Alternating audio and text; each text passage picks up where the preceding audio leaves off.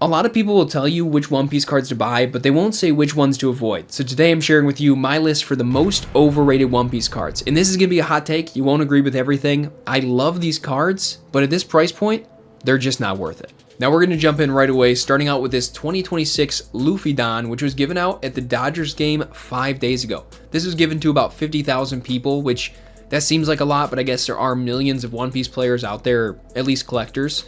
This card is going for around $800, and there's only a couple listed on TCG Player at around $1,200.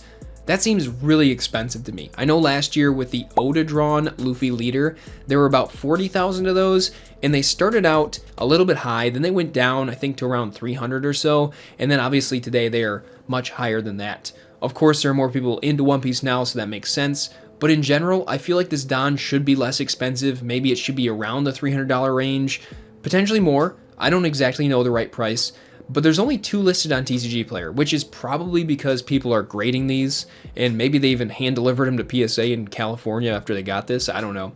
But these cards just seem really expensive for being so fresh, and I just think there are so many other things you could buy instead, and that kind of goes for everything within this overrated category. It's not that they won't go up in price over time, it's just that there's other things to buy. Now next up we got the Boa SP from Kingdoms of Intrigue. This is the 4th One Piece set ever printed. Now this card is probably not going to be printed again. I mean, it's out of rotation, so I just can't see Bandai printing it. Because of that, if you can get this around that $1,000 mark, I do think it's a good buy.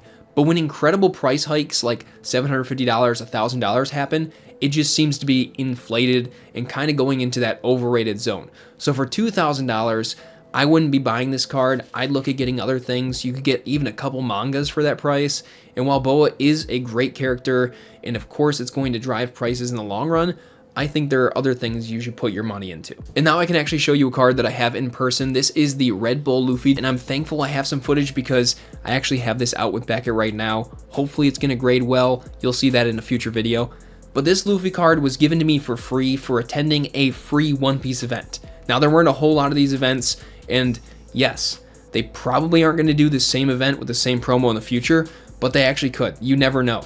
Now, I think that this card is a great card, and yeah, probably prices will go up in the future, but for the price, it just seems way too expensive. I mean, this card was like $70 right after it came out, and I thought that was kind of expensive, but at $700, it just doesn't make sense to me. So again, even though it's a really cool card, I love it, I own it, I think it's overrated.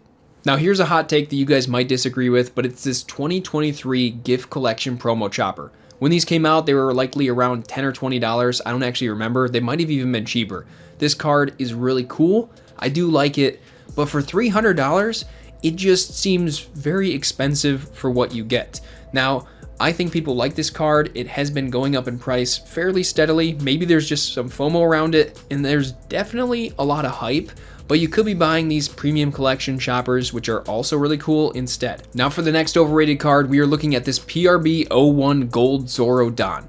To me, any Don that costs $1,000 just seems overrated. I mean, it's a Don, and if you want to have a full play set of these in most decks, it's 10 Don, and in an L, it's 6 Don. That's still $6 grand right there. Is the card cool? Yes. Does it have Zoro? Yes. But are there a lot of Zoro cards you could buy for under $1,000? Yes, there are. I definitely like the card, but again, it just seems way overrated for the price. Quick interruption with a shameless plug. If you guys want to see more content like this and you want to see a red manga chase, make sure you subscribe. We're opening this up when we hit 3,000 subs. Now back to the video. Now we're back with some cards that I can show you in person, including this One Piece Day Dallas 2025 Luffy promo. Now when this card came out, it was around $50, which at the time did seem like a lot of money, but nowadays it's around $700, and I'd expect it to be around maybe $300 or so with price increases, but it's over double that. Now, I do think the card's really cool, and there probably aren't that many out there, even though I don't know the exact numbers, but again, just with all this in mind, at the $700 price tag, the card just seems overrated. Now, it pains me to say this, but my next overrated card is this Wedding Dress Nami from OP15. I absolutely love this card, and I talked about it in a video a couple months ago and how it's so fundamentally good, it's going to do well in the long run, but at the same time, it's not been the long run. I mean, this card was around $200 pre-sale price, and then after it released, I bought 4 copies for around $50 from my local card store.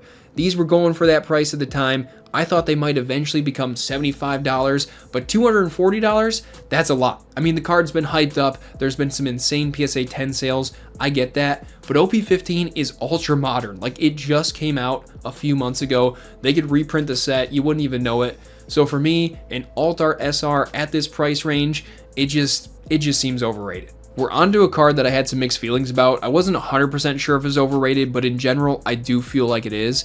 The card's really new. It's the OP16 pre-release winner Luffy. Now, I love this card. I actually got 3 of these from my pre-releases, which is awesome, but the card being $300 just seems quite expensive. A lot of release cards in the past haven't been this expensive.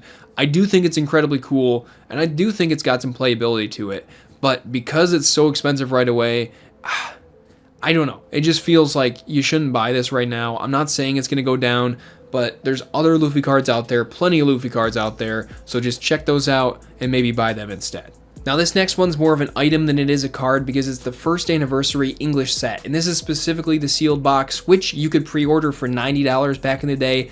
I didn't want to do that. I felt like that was expensive. I'd rather buy a box of OP09, which, yeah, I could get for $90, or buy singles instead. Because of that, I'm sure other people were like me and they didn't want to buy this. So there aren't as many in the world as we'd like there to be at this point in time.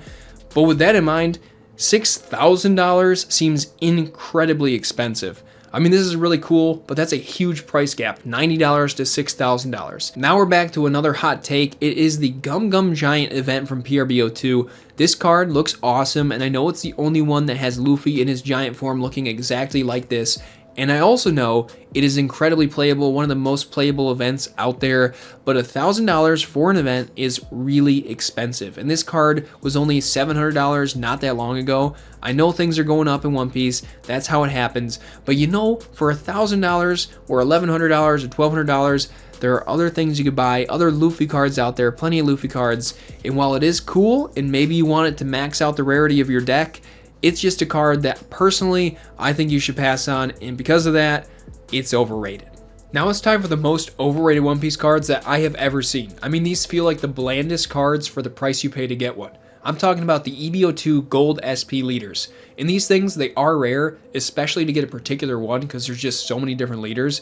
But in my mind, they are not worth the price. Someone's trying to sell the Boa right now for like 30 grand. I wouldn't be surprised if it eventually sells, but probably not today. I mean, they're going for around $6,000.